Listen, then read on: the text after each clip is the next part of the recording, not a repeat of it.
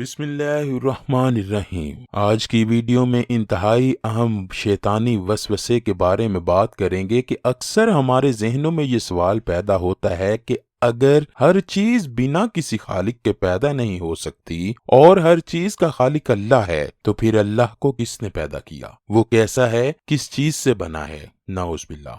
لہٰذا ان وسوسوں سے پریشان نہ ہوں۔ وسوسوں میں مبتلا اشخاص کی تسلی و تسکین کے لیے کہا ہے کہ جس طرح چور اس گھر میں جاتا ہے جہاں کچھ مال و متاع ہوتا ہے، اسی طرح جس دل میں ایمان ہوتا ہے شیطان وہاں آ کر وسوسے ڈالتا ہے۔ شیطان چونکہ انسان کا ازلی دشمن ہے، وہ انسان کو کسی بھی طرح سکون اور چین سے نہیں رہنے دیتا۔ شیطان کی سب سے پہلی کوشش یہی ہوتی ہے کہ وہ کسی طرح انسان کو اس کے خالق کے بارے میں شکوک و شبہات میں ڈال کر اس کو سرے سے ہی بے ایمان و مشرک کر دے، اور اگر شیطان اس عمل میں ناکام ہو جائے تو پھر اس کی دوسری کوشش یہ ہوتی ہے کہ وہ مومن کی اہم عبادتوں یعنی نماز، روزہ، حج اور زکوٰۃ کے بارے میں شکوک و شبہات پیدا کرے۔ خیر، شیطان کا سب سے اہم اور خطرناک وسوسہ یہی ہے کہ جب ہر چیز کا خالق اللہ ہے تو پھر نعوذ باللہ اللہ پاک کا خالق کون ہے؟ خیر، اگر تو یہ سوال مسلمان کے دل میں پیدا ہو تو اس کا جواب ہم قرآن و سنت کی روشنی میں دے سکتے ہیں، لیکن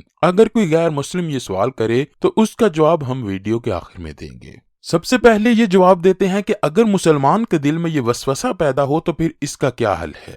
فریڈ ہائل لکھتا ہے کہ اس بات کا امکان ہے کہ دنیا خود بخود وجود میں آئی ہے، یہ اس سے زیادہ کچھ نہیں ہے کہ ہم یہ یقین کر لیں کہ کبھی کوئی ہوا چلی ہو اور کوڑے کے ڈھیر سے ایک ہوائی جہاز بن گیا ہو۔ رچرڈ آکلینڈ اپنی کتاب دی گاڈ ایلیوژن میں لکھتا ہے کہ اگر یہ مان لیا جائے کہ جہاز خود نہیں بن سکتا، اس کو کسی نے بنایا ہے، تو اسی طرح یہ دنیا بھی خود نہیں بنی بلکہ اس کو بھی کسی نے بنایا ہے، تو پھر جس نے ان سب کو بنایا ہے اس کو بھی تو کسی نے بنایا ہوگا۔ خیر، اگر تو یہ سوال مسلمان کے ذہن میں آئے تو وہ درج ذیل احادیث پر غور کرے۔ صحیح مسلم کی حدیث نمبر 134 ہے کہ حضور نبی کریم صلی اللہ علیہ وآلہ وسلم نے فرمایا، ہمیشہ ہی لوگ ایک دوسرے سے سوال کرتے رہیں گے کہ اللہ نے ہر چیز کو پیدا کیا تو پھر اللہ کو کس نے پیدا کیا؟ تو جو شخص ایسا اپنے ذہن میں پائے تو وہ یہ کہے کہ میں اللہ پر ایمان لایا۔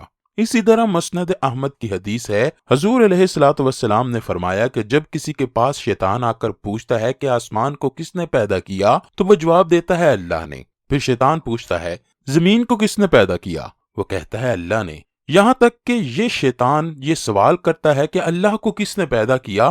بس اگر تم میں سے کسی کے دل میں یہ سوال آئے تو فوراً پڑھو آمنت باللہ ورسولہ، یعنی میں اللہ اور اس کے رسول پر ایمان لاتا ہوں۔ ایک دفعہ صحابہ کرام میں سے کچھ لوگ نبی کریم کی خدمت میں حاضر ہو کر عرض کرنے لگے، ہم اپنے دلوں میں کچھ خیالات ایسے پاتے ہیں کہ اللہ کو کس نے پیدا کیا ہے، وہ کیسا ہے، کس چیز سے بنا ہے، اور اسی طرح کی اور چیزیں کہ جن کا بیان کرنا بھی مشکل ہے، اس لیے کہ ہمیں معلوم ہے کہ یہ کبھی باتیں ہیں اور ان میں سے کوئی چیز بھی ایسی نہیں کہ ہم اس پر اعتقاد رکھیں، بلکہ ہم جانتے ہیں کہ اللہ قدیم ہے، ازل سے ہے، ہر چیز کا خالق ہے، مخلوق نہیں ہے۔ تو ایسے خیالات جو ہمارے دل میں آتے ہیں ان کا کیا حکم ہے؟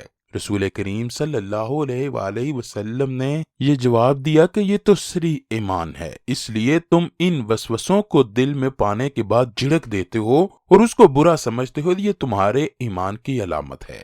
حدیث کا حاصل یہ ہے کہ جب بھی کوئی مسلمان اس وسوسے کا شکار ہو تو اس کو دل میں دبا کر نہ رکھے بلکہ فوراً اقرار کرے کہ میں ایک اللہ اور اس کے رسولوں پر ایمان لاتا ہوں اور شیطان مردود سے اللہ کی پناہ چاہتا ہوں۔ بعض احادیث میں بائیں طرف 3 دفعہ تھوکنے اور سورہ اخلاص پڑھنے کی بھی تلقین کی گئی ہے۔ اب سوال یہ ہوتا ہے کہ اگر کوئی کافر، مشرک، منکر یا عقل پرست انسان یہ سوال کرے کہ ہر چیز خالق کے بغیر نہیں بنتی تو اللہ کا خالق کون ہے، تو ان لوگوں کو قرآن و سنت سے جواب دینا بے سود ہے، کیونکہ وہ تو قرآن و سنت کے ہی انکاری ہیں۔ لہٰذا ہم ان سے یہ کہیں گے کہ یہ سوال کرنا اصولی اعتبار سے باطل ہے، کیونکہ اگر بفرض محال اور جدلی طریقے پر یہ کہہ بھی دیا جائے کہ اللہ تعالیٰ کا کوئی خالق ہے تو فوراً دوسرا سوال پیدا ہوگا کہ اس پیدا کرنے والے کے خالق کو کس نے پیدا کیا، پھر پیدا کرنے والے کے خالق کو کس نے پیدا کیا۔ اس طرح ایک ایسا سلسلہ اور تسلسل نکل پڑے گا جس کی کوئی انتہا نہیں ہوگی، جو کہ عقلاً محال بھی ہے۔ سب سے پہلے ایسے سوالات کرنے والے سے یہ پوچھنا پڑے گا کہ تم اللہ کو خالق مانتے ہو؟ اگر وہ ملحد ہو تو اس سے پوچھا جائے گا کہ کیا یہ بغیر کسی پیدا کرنے والے کے خود بخود پیدا ہو گئے ہیں یا یہ خود پیدا کرنے والے ہیں؟ اب کوئی بھی عقل رکھنے والا شخص یہ نہیں مان سکتا کہ اس نے خود کو خود ہی پیدا کیا ہے، اور نہ ہی یہ مانا جا سکتا ہے کہ انسان خود بخود پیدا ہوتے جا رہے ہیں۔ لا محالہ یہ ماننا ہی پڑے گا کہ کوئی خالق ضرور ہے اور وہ اللہ ہی ہے۔ چنانچہ جب یہ واضح ہو گیا کہ نہ تو وہ بغیر خالق کے پیدا ہوئے ہیں اور نہ ہی انہوں نے خود کو پیدا کیا ہے، تو متعین ہو گیا کہ ان کو پیدا کرنے والا اور انہیں وجود میں لانے والا کوئی نہ کوئی تو ہے۔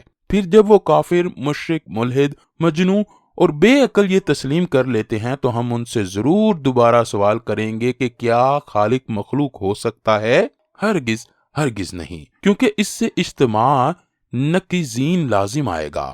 ہم مزید کہہ سکتے ہیں کہ خالق کے سلسلے میں اصل وجود ہے، کیونکہ اگر عدم اصل ہوتا تو وہ کائنات کو پیدا نہیں کر سکتا تھا، جیسا کہ گزشتہ سطور میں بیان کر دیا گیا ہے کہ معدوم کا خود کو پیدا کرنا ہی محال ہے، چاہ جائے گا کہ وہ کائنات کو پیدا کرے۔ لہٰذا جب خالق کے سلسلے میں اصل وجود ہے تو اس کے سبب وجود اور اس کی خلقت کے بارے میں سوال کرنا ہی سرے سے باطل ہے۔ اسی طرح اللہ رب العزت کی ذات ازلی ہے، اس کا وجود اس کی ذات سے کبھی جدا نہیں ہو سکتا۔ اسی طرح اگر ہم کہیں کہ ہر چیز کا کوئی نہ کوئی خالق ہے، چنانچہ کائنات کا کوئی خالق ہے، پھر اس کائنات کو پیدا کرنے والے کا کوئی خالق ہے، پھر اس کے پیدا کرنے والے خالق کا کوئی خالق ہے، پھر اس کے پیدا کرنے والے خالق کے خالق کو بھی کوئی پیدا کرنے والا ہے، تو یہ سلسلہ چلتا رہے گا اور کبھی ختم نہیں ہوگا۔ اور اس تسلسل سے یقینی طور پر لازم آئے گا کہ کائنات کا کوئی خالق ہی نہیں ہے، کیونکہ جب ہم یہ کہیں گے کہ کائنات کو پیدا کرنے والے کا بھی کوئی خالق ہے تو اس سے اس کا مخلوق ہونا لازم آئے گا، اور جو مخلوق ہو وہ خالق نہیں ہو سکتا، اور جب خالق نہیں ہو سکتا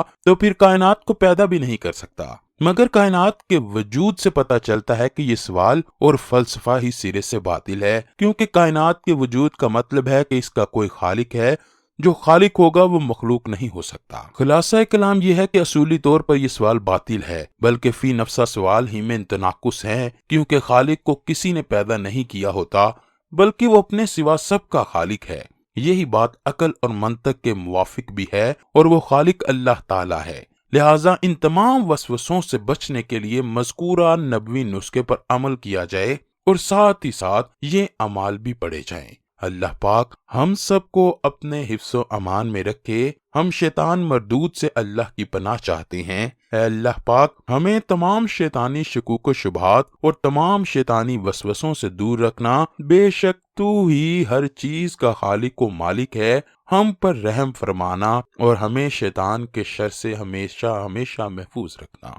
کمنٹ سیکشن میں آمین لکھنا مت بھولیے گا۔